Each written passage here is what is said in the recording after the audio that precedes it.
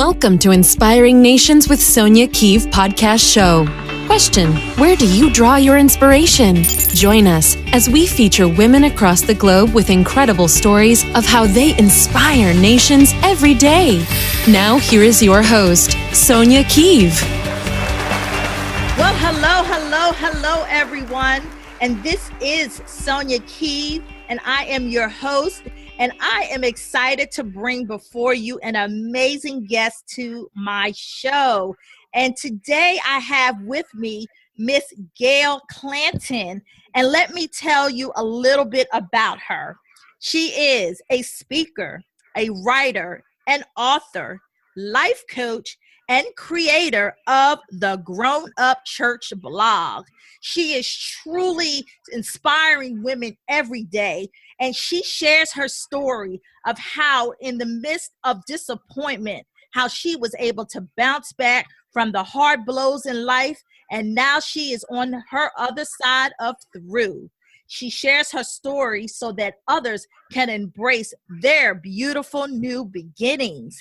And without further ado, I'm excited to bring Miss Gail Clanton. Well, hello, superstar. How are you? Hello. Thank you so much for the welcome. I'm so happy to be here.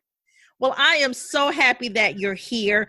And I know a little bit about you because we work together, but I'll share that later. But for those who don't know, could you share a little bit about who you are?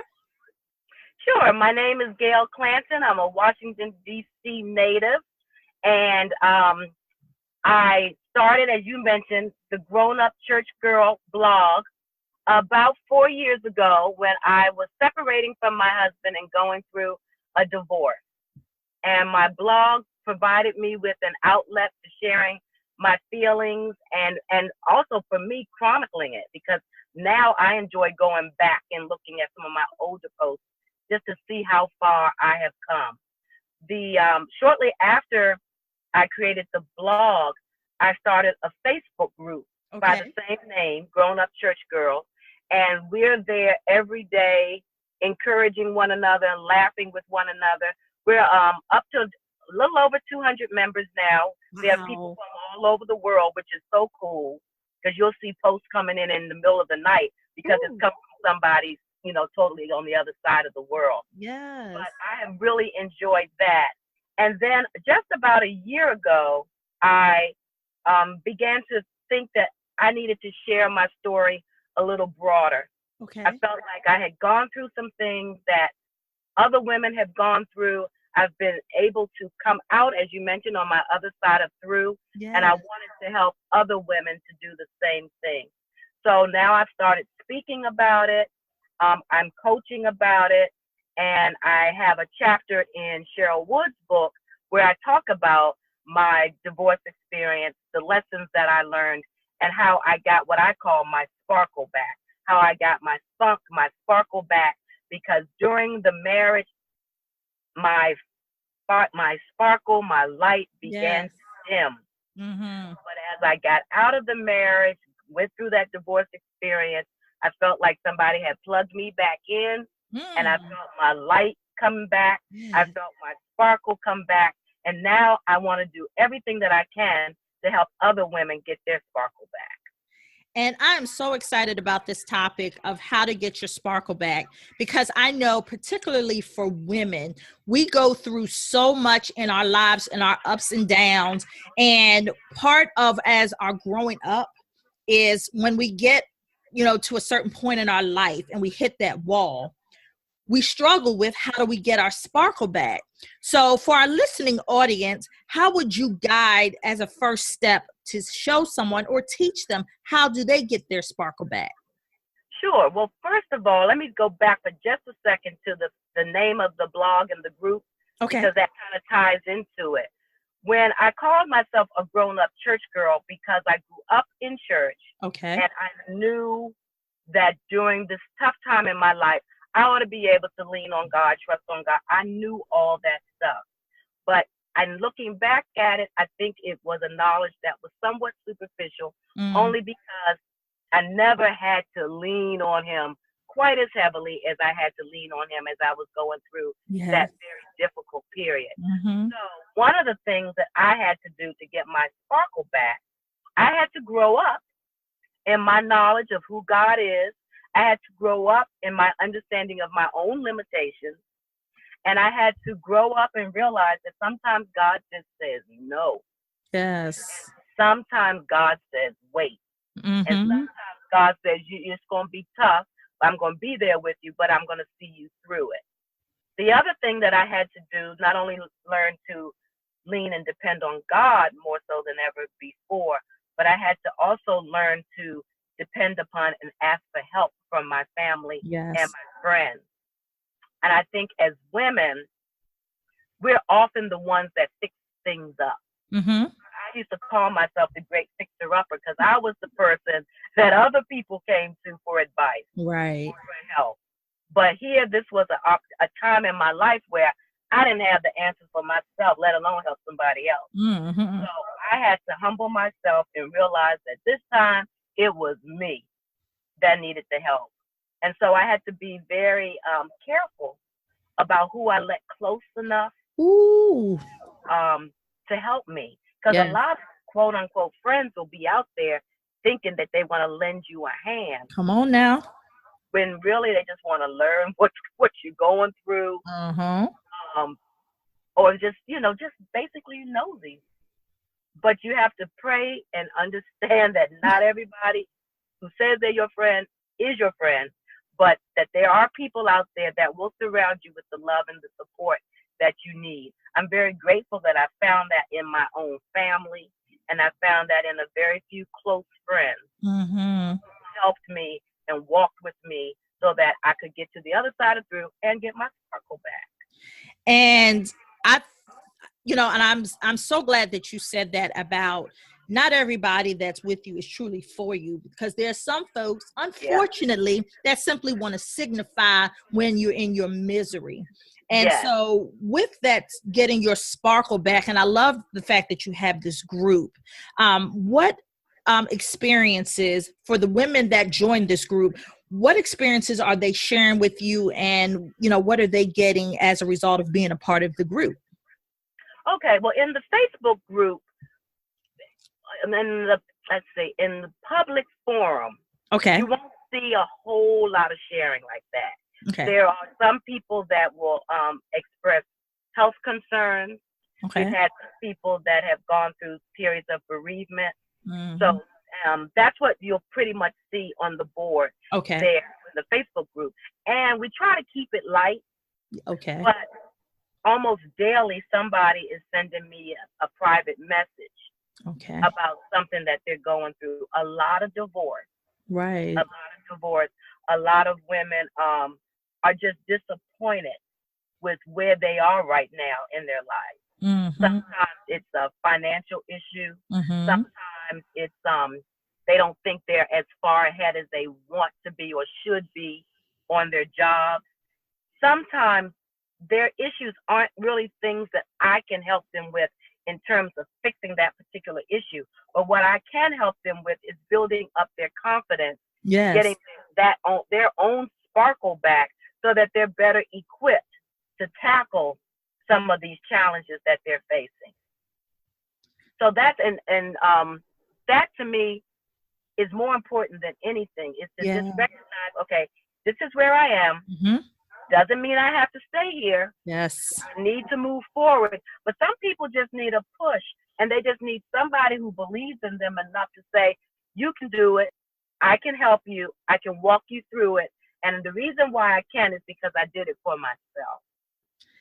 Yes. Amen. If you could see us, I'm over here dancing because I've been where you have been, and I've experienced just very similar downfalls and coming against that brick wall. But I want to go back to, because I don't know if you all heard that she is also an author. And so I know Gail because she and I were both co-authors in this amazing compilation. It was an anthology by Cheryl Wood entitled Women Inspiring Nations. And so my platform of this show is designed for women just like yourself. So for those who, I need you all to get this book, Yes. share with the audience, what was the name of your chapter and what do you hope the readers get out of your chapter? Okay, the name of my chapter was Once Upon a Time, I Got a Divorce. Okay. And the title for the chapter actually came to me in the midst of writing my story, because I began to realize that I had pretty much written a fairy tale of how my life was supposed to be. Mm-hmm. I figured I was going to graduate from high school at Mm-hmm. 18. I was going to go to college. I was going to come home and get a job. Then I was going to meet a man and marry him and have some children. And then I was going to live happily ever after. When I was probably in my late 20s, I began to see, my life is gone off script. Mm. And then I began to realize, oh, I got to hurry up and find a husband. So then I did that.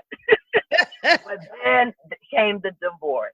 Oh. So my chapter title, Once Upon a Time I Got a Divorce, for me is, look, I had written this fairy tale and it was not supposed to end in divorce. Mm. That was not supposed to happen. Yeah. So in the book, I go through 5 steps or 5 realizations that came to me or that I experienced while going through the divorce and getting my sparkle back.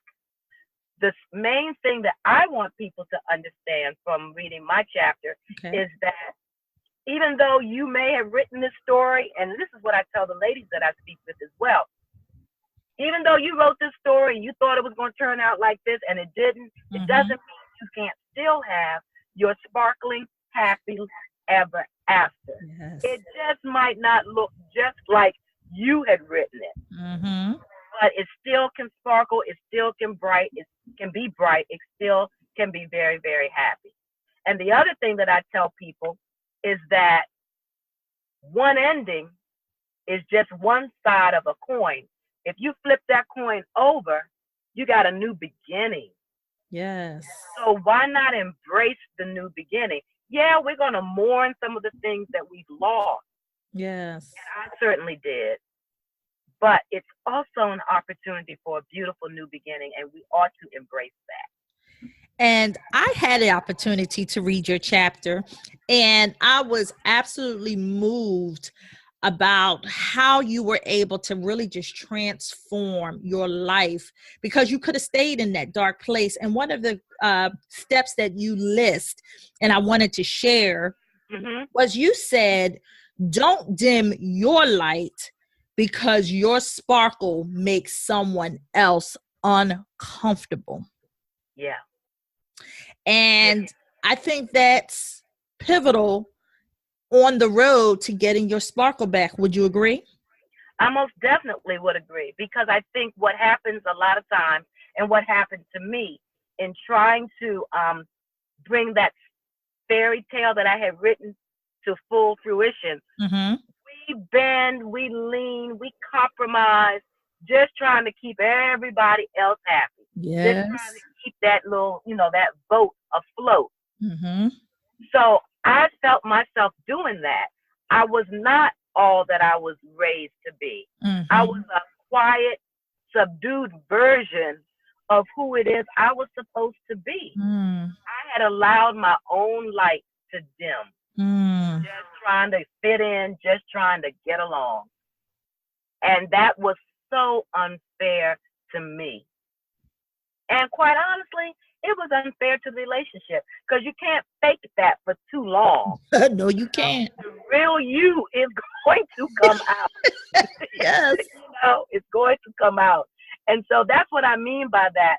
If you find yourself in an environment where you're not able to be all that you were made to be, if you find yourself in an environment where somebody is constantly trying to put out your light, then maybe you're in the wrong place. And it took me too long to realize that. But once I did, I'm so grateful. I did the work. I got to the other side. And now my goal is to help other women do the same thing. Now, in your bio, I also noticed that you're a speaker. So how did you make the transition to become a speaker? Well, I always wrote. So, Okay. that was my first love was writing. But Okay. then I took a speaker's training course because I began to realize that I had a message that I wanted more women to hear, Yeah. and if you didn't pick up the book, I wanted it to be another way for me to reach women who were seeking some help. Yeah. And I felt like I had a story to tell, I had an experience to share Mhm. that a lot of women I feel can benefit from. That is amazing. And did you find that you sharing your story that helped heal you in figuring out how to get that sparkle back? I think so, particularly writing the story for the book that we're in. Okay. Going through that process was very cleansing for me because Mm, it brought up memories that I kind of had forgotten about. It forced me to face some feelings that I mhm. probably had kind of buried deep Right. within because I didn't want to think about it anymore, you Mm. know. And one of the things that I like so much about the transformation story of the butterfly Yes. is that once the butterfly works its way out of the cocoon, it eats it. Mm. It eats the cocoon. I didn't know that. When Mm. I first started going through my divorce process, I think I may have mentioned a lot of people were giving me butterfly trinkets, cards, jewelry, all that kind of stuff to Okay. illustrate the fact that this was the one, was an ending, but it Yeah. was also a new beginning, and I was going through a transformation period. So I Yeah. wanted to write a blog post about the transformation that a butterfly goes through. Mm. And it was then during that research that I realized, number one, that it's not an immediate transformation, that the caterpillar has to really work and push its way to get out of that cocoon. And Mm. then after it gets out of the cocoon, it eats it. So Mm. the point that I'm making is once we get on our other side of through, I don't think we should forget it. No. We don't have to wallow in the sorrow by any Mhm. means, but we don't want to forget that experience that we went through. Yeah. We want to eat it. We want to keep it deep down within us so that we can bring it up when we need it to fight that next battle because we know something else is coming, Yes. or when we need it to help a sister out. So for me, that was the most wonderful part of the butterfly story was Yeah. realizing that that thing that was keeping that butterfly from being that caterpillar from being all that it could be, that was stifling Yeah. that caterpillar, is the same thing that that caterpillar turned around and ate. Woo. Turned And around and ate. yes, and transformation. When I think of women Hmm. and going through transformation, you're right. It's not immediate. But I know as women, we're so impatient Right. because we want that immediate gratification. So how do you guide someone who's going through probably a tragedy in their life, whatever it may be, and they're Hmm. trying to get to that other side of through, but they can't see it because they're so impatient? How do you guide them to be able to just stay the course? I tell them what I've told myself, and that is, if you're at point A, Mm-hmm. you got to go through B, C, D, and E. You can't just skip to Z. Yeah. There are steps, there are processes, and there are successes in every step. Mm-hmm. So I feel like we don't have to put so much pressure on ourselves that today it's black, tomorrow it needs to be white. No, it's those shades of gray Yeah. that will each bring with them their own learning experience and will each bring with them their own success. And then we ought to celebrate Yeah. those little successes. Even if you didn't worry so much this week, Mm. that's a success. The Yes. problem might still be there, but how you look at it can change. Mm-hmm. And that in itself can be a success. So, what I try to tell people to do is map out a plan Okay. so that you recognize when you've achieved something, even if it's not the ultimate destination, it's not the perfect, you're not at all the way out of the storm. Yeah. But maybe the rain has stopped just a little bit, or maybe the thunder is not as loud. Yeah. There are ways to look at things and recognize that you're moving forward, even if you're not at the final destination yet. Wonderful. I love that, because, and I hope that those that are listening, I hope that you got freed by that, because that is all how you begin your transformation. You got to set a plan. Yeah. And I know when you set the plan, you got to work the steps. And I love the fact that you said along your journey, celebrate along the way. Yeah. Because I think as women, we look for those big wins. Mm-hmm. Those very small, minute wins, like you said, if it's black today, it can be white tomorrow. And there's all different shades of gray. And that is truly, I know I've experienced that, that I needed some instant gratification. And sometimes it was like, we miss the moment in just the small celebration that, guess what? I got up today. That was a first step. Yeah. And I'm learning that, which is so interesting. And that's why I love the show, because I get to just sit with incredible women like yourself, who you truly are inspiring others. And I know those that will listen to the show will get something amazing out of it, because we never know what crosses other people are bearing as they listen to this. Very true. Yeah. And so as you're doing so many incredible things, what do you have next going on in your life? Well, I just recently got the His coaching certification. Ooh. So I'm now a Christian life coach. Okay. And I am so excited about that. Yes. Because I think that training and the reading that we've had to do since the training equips me to help women on a level that I could not help them on before. I'm really anxious to help women, particularly Christian women. Okay. And the reason I say that is because a lot of times we're the ones that keep that mask on longer than anybody else. Yes. Because we don't want to let our church sisters know that we're going through something. Mm-hmm. We don't want to look like we have disappointed God. Mm. We keep that mask on. And divorce in particular is something that church folks just don't talk that much about. Yeah. So I'm really excited about being able to help women, particularly Christian women, take the mask off, take the hair down, and just talk and share. And once they begin to open themselves up, as I had to learn to open myself up, then my thinking is we can help the next sister. When I speak, sometimes I tell the story. I sing in the choir. Okay. And there was this one girl, who we were missing for months. She wasn't there, and we would reach out to her, and she wouldn't respond. And when she finally came back to the choir, and I asked her, where you been? And she said, I was going through something. Mm-hmm. I figured I'd come back when I finished going through. Mm. And to me, that was tragic. Yeah.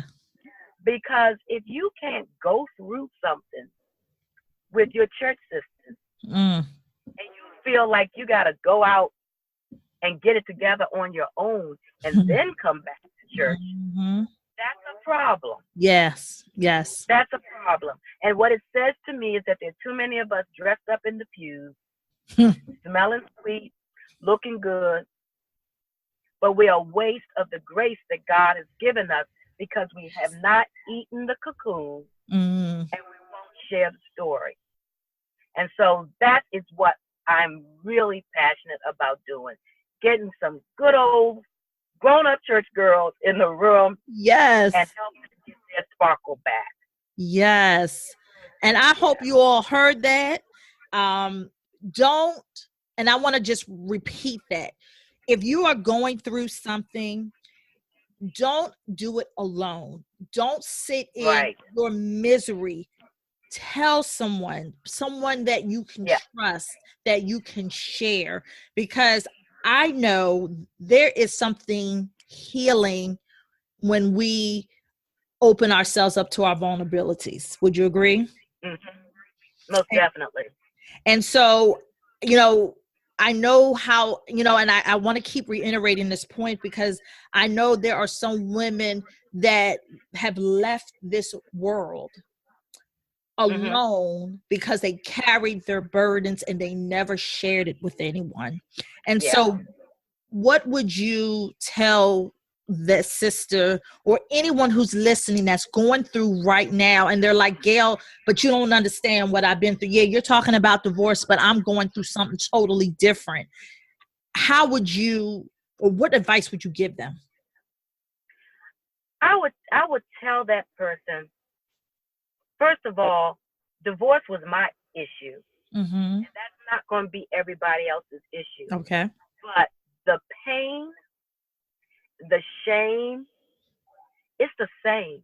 Whether you're going through a divorce, whether you're going through financial difficulties, whether you've dealt with some type of serious loss, pain, shame, I think it's kind of universal to a lot of situations that women are dealing with. What I would say to them, more so than anything, honestly, to be practical, I would say if you can, take a couple of days off and just chill.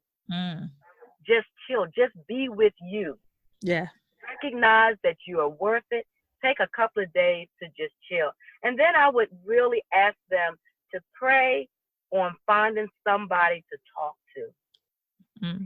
If it's a pastor, if it's a family member, but to pray on it, think hard on it, because as we stated, everybody's not in your corner. Yeah.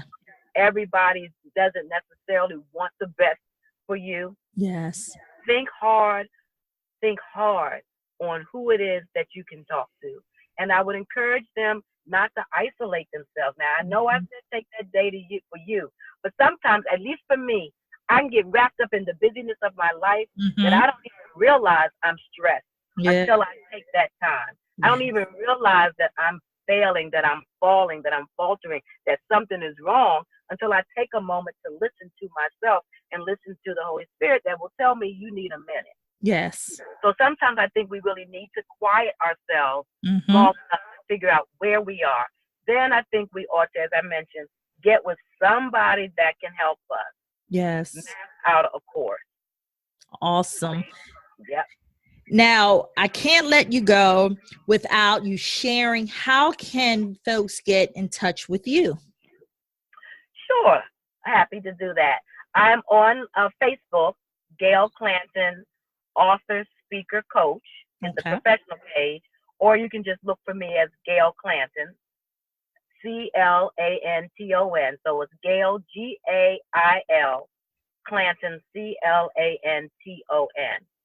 Then I would invite all of your listeners to join our Facebook group, which is Grown Up Church Girl, where they're posting, laughing, and inspiring one another on a daily basis. So all are welcome to come join us there.